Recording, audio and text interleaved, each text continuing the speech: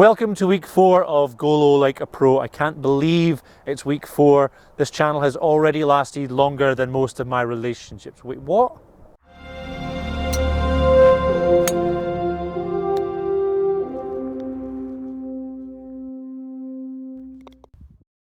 Yes, it's week 4, so I'm going to show you task 4 from Phil Kenyon's 5-day putting challenge. And this one starts to look at how you actually make your stroke.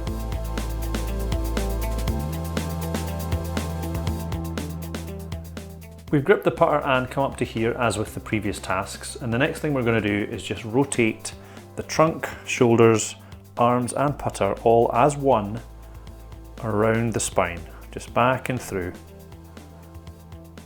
No extraneous movement, keep the legs still, and for some reason, don't know the body mechanics on this, but Phil says that it's a lot easier to do it up here than it is to do it down here.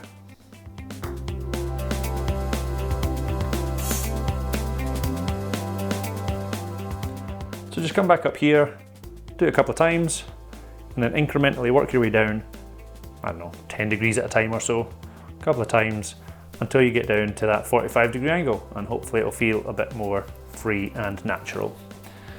Now part 2 of this, which is really useful, so grab another club. I have an 8-iron here, tuck it under your left armpit, lay it across the top of the putter, and repeat. Now that should remove all extraneous movement, and it does. So Phil, if you're watching, I like it.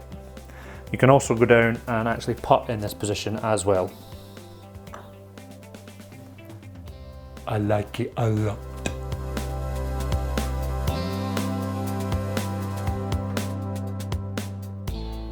The best thing about this putting drill is that you don't need to be doing putting drills to do it. You don't even need a putter. You can do this one absolutely anywhere. You can do it while you're practicing your robot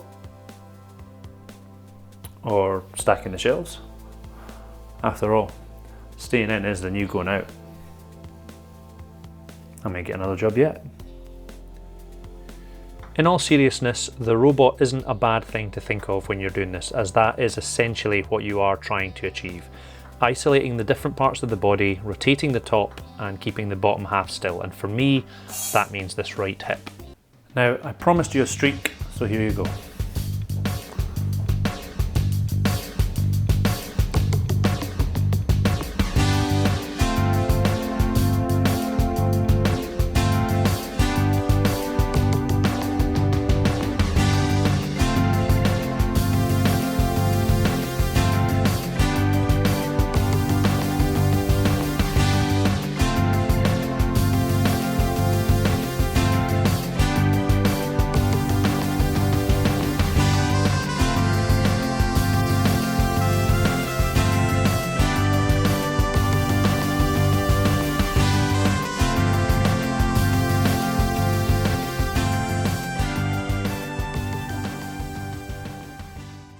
So a quick look at the numbers, not a large variance really with the numbers going through, a bit of a jump around as to where my miss is, which just tells me that there's still an inconsistency in my stroke and that I need to go for a proper lesson with actual feedback. The graph again shows little change. I will just say that my overall average percentage of putts going through is still creeping up day to day, not as much as I would like, and it is starting to level off already too. You can't see it on the graph, but today my average percentage is 76.5%, and that's kind of my base target. If I'm not putting well, I must still beat my average. Now, after me boasting about my marvellous streaking, the golfing gods sent a chilling wind and knocked me down to size. Not so good this week at all, needing 3 attempts twice and even a 4 attempt day as well. I don't know if I've mentioned this already, but my plan when it comes to improving is to start from the hole and work backwards. Hence, short putting, short game, irons, etc. And it reminded me of a challenge that I saw on YouTube a little while ago, but the chap there was trying to par each hole from about 150 yards out. And then what he would do is he would just add on 25-yard increments until he was parring it from the tee. It's a really good watch. Now, I haven't described it all that well, But essentially that was just a really long-winded link to say that next we're going to look at chipping.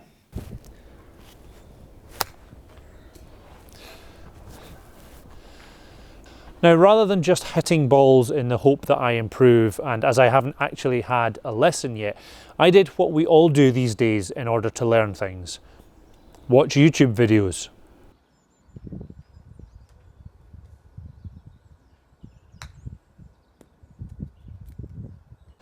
Now, unbelievably, I can't believe I'm even about to say this, but remember last week when I was on the course, I told Big Phil that if he was watching, I needed his help. Well, I don't know how. I have no idea how, but it turns out that Big Phil wasn't watching. Maybe this week, Phil. Maybe this week. However, luckily, perhaps not legally, but luckily, I found Phil Mickelson's Secrets of the Short Game on YouTube. Who better than the legend that is Phil Mickelson, a player with one of the best short games ever, to indirectly, personally teach me in a one-to-one-ish lesson. Now, the first thing that I've taken from Phil's video that I'm going to try and implement into my chipping is called the hinge and hold. And Phil is adamant that this is the only way to chip. He says that these basic fundamentals apply to all chip shots.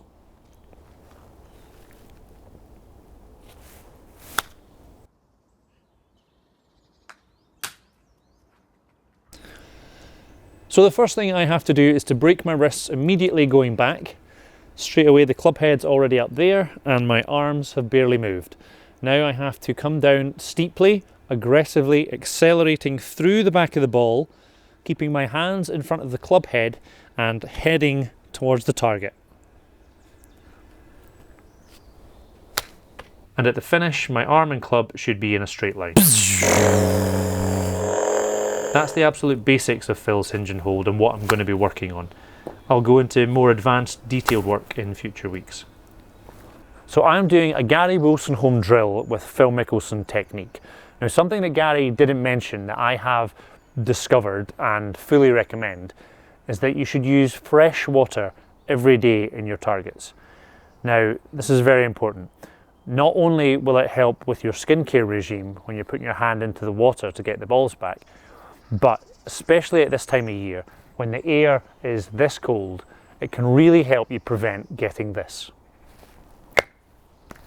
Back to the sofa. Ooh, that'd be fun for the ice bucket challenge.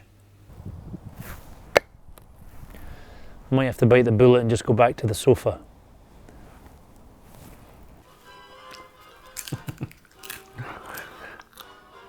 All right. We'll have a chip.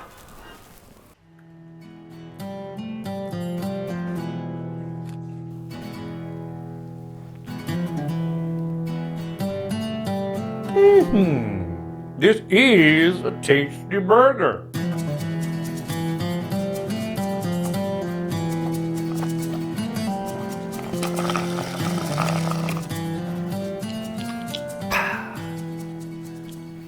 This one's for you, Gary.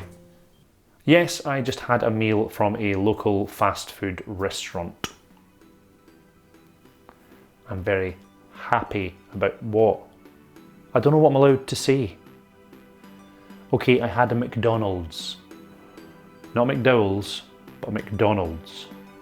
But it's the first McDonald's I've had in donkey's years. I needed it for that bad film reference joke for Gary. And the very next thing I've done, now that it's possibly still digesting, is to come here and show you my new body weight workout. So it's all okay.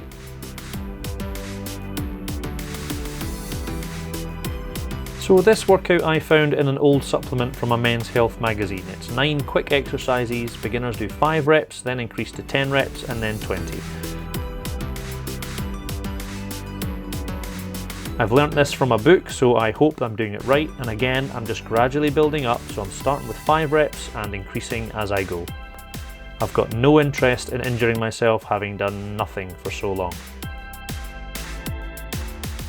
Now, Gary mentioned that most golfers have no idea how important it is to stretch your hamstrings. Yeah, me being one of them. So I started stretching my hamstrings. So here I am doing a static hamstring stretch. I've got a belt over my foot to help me here too, and I'm just relaxing and stretching on the out breath.